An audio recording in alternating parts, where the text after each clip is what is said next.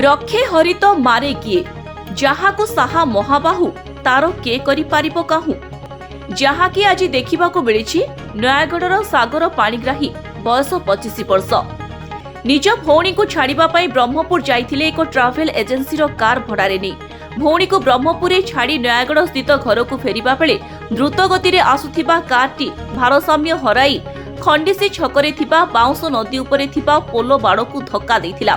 पोलो बाड़ भांगी जिबारु कारटी बाउंस नई भितर को खसी पड़िथिला। आपन परिचय मो ना शुभेन्द्र जेना मो घर खंडिसी कौन है एक्सीडेंट से एक्सीडेंट 11:30 राति हो ढाई किना शब्द हला मो साई भितर एपटे पेट्रोल टांगी से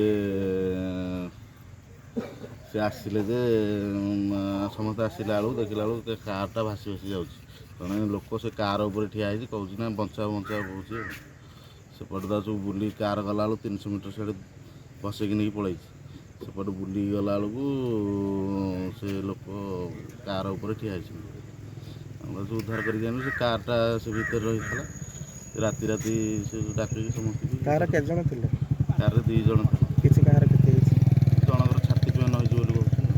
अच्छा कौन आपण चाहू केमिति एक्सीडेंट हे चली भाब ई ब्रिज हमर एयर्स कंपनी रो सब भूल से गछटा सेठी थला गछ जोगु समस्त से बहुतले गछटा काटी देला फॉरेस्ट वाला को लगेगी नंबर दे काटी देले किंतु से ब्रिज रो किछि सुविधा कलेनी ऊपर पलस्तरा ये करिकी मारदेले चून मारदेले ब्रिज बर्तमान बोले बहुत असुरक्षित कौन आपन प्रशासन चाहू परामर्श सरकार को ब्रिजटा टिके सुरक्षित करेंगे। धन्यवाद। वर्षा जोगु नईरे भरपूर पानी रे स्रोत थिबा जोगु कारटी 300 मीटर दूर को भासी जाइथिला। तेबे कार आरोहींक चित्कार सुनी स्थानीय लोके दौड़ी सहायता रे कार थिबा सागर पाणिग्राहींक सह चालक टिकिली साहू बयस 27 ताकू उद्धार करी रणपुर गोष्ठी स्वास्थ्य केन्द्र रे चिकित्सा लागि भर्ती करथिले। चिकित्सा परे उभयों को मेडिकल रु छाड़ी दिया जाइछि। खबर पाई आज सकाळु चांदपुर पुलिस क्रेन सहायता रे कार को बाउंस नईरु उद्धार करिछि। घटनार तदंत करुछि चांदपुर पुलिस। तेबे गतकाली विलंबित राति घटिछि एही दुर्घटना। नयागढ़ जिला चांदपुर सूर्यकांत साहूंक रिपोर्ट स्वास्तिक न्यूज।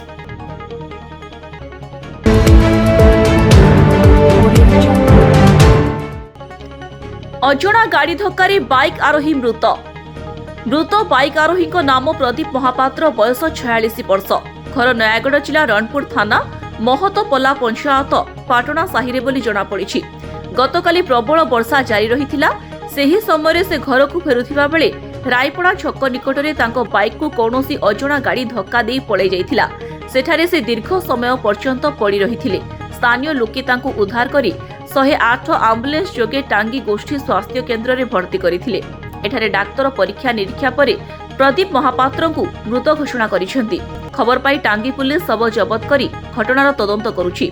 तांको बाइक नंबर OD 25E 7924 बोली जना पड़िछि।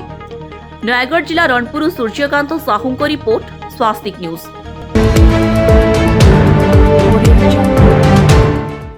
ओडिशार पुरी जिलार कोणार्क ठारे अनुष्ठित हेबाकु थिबा प्रथम जूनियर और सीनियर राज्य स्तरीय बेलाभूमि पेन चौक सिलट खेल भाग नेबाकु ब्रह्मपुर खेलाड़ी माने ग्रस्त आरंभ करिसेंती। खोर्धा जिला पेन चौक सिलेट एसोसिएशन आनुकूल्य 27 और 28 डिसेम्बर 2 दिन धरी चंद्रभागा बेलाभूमि कोणार्क ठारे प्रथमे राज्य स्तरीय बेलाभूमि पेन चौक सिलेट चैंपियनशिप अनुष्ठित हेबो। एथिरे राज्य रे विभिन्न स्थानरू बहु प्रतिभा अंशग्रहण करिबाकु थिबा बेले ब्रह्मपुर पेन चौक सिलेट एसोसिएशन गंजामर मोट 21 जन खेलाड़ी अंशग्रहण करिवे। मो ना श्रीधर साहू मो Ganjam panchayat election general secretary and national coach अच्छी। आम ओडिशा फर्स्ट बीच स्टेट अच्छी जोटा कि कोणार्क चंद्रभागा उपकूल होची जोटा कि फर्स्ट टाइम होची जोटा बीच स्टेट। आमर 3टा एकेडमी रो पाखापाखि 21 स्टूडेंट पार्टिसिपेट करछन एथिरे जो द्वारा कि एथिरे जे सिलेक्शन होचे गोल्ड पर्सन से माने नेक्स्ट गवर्नमेंट बीच गेम पे जाउछन नेशनल पे। पिलाने पाखापाखि बहुत दिन प्रैक्टिस करछन 1 मंथ हला पाखापाखि 2 to 3 आवर्स कंटिन्यू हला से मानर प्रैक्टिस चलछि। कोन आशा मोर तो आशा अछि कि भी गंजाम भलो परफॉर्मेंस करी भलो रिजल्ट आनिया पे सेडा। ମୋ ନାଁ ପ୍ରିୟାଂଶୁ ମିଶ୍ର।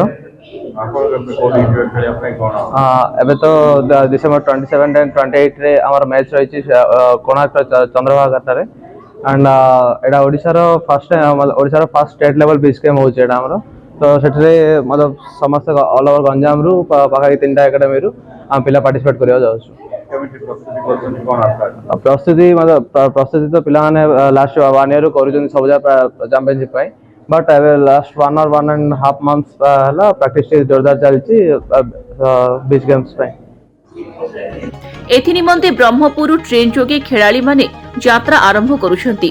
ଗଞ୍ଜାମରୁ ଜୁନିୟର ଏବଂ ସିନିୟର ଖେଳାଳିଙ୍କ ସହ କୋଚ୍ କାହ୍ନୁ ନାୟକ ଓ ରେଫ୍ରି ଶ୍ରୀଧର ସାହୁ ଯାତ୍ରା ଆରମ୍ଭ କରିଛନ୍ତି।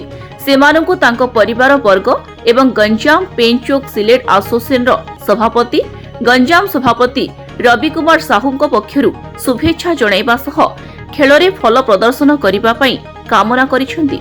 ଏହି ପ୍ରତିଯୋଗିତାରେ ଉତ୍ତମ ପ୍ରଦର୍ଶନ କଲେ ଜାତୀୟ ସ୍ତରୀୟ ପ୍ରତିଯୋଗିତା ପାଇଁ ଖେଳାଳିମାନେ ମନୋନୀତ ହେବେ। ବ୍ରହ୍ମପୁର ଇତିଶ୍ରୀ ପାତ୍ରଙ୍କ ରିପୋର୍ଟ ସ୍ୱାସ୍ତିକ ନ୍ୟୁଜ।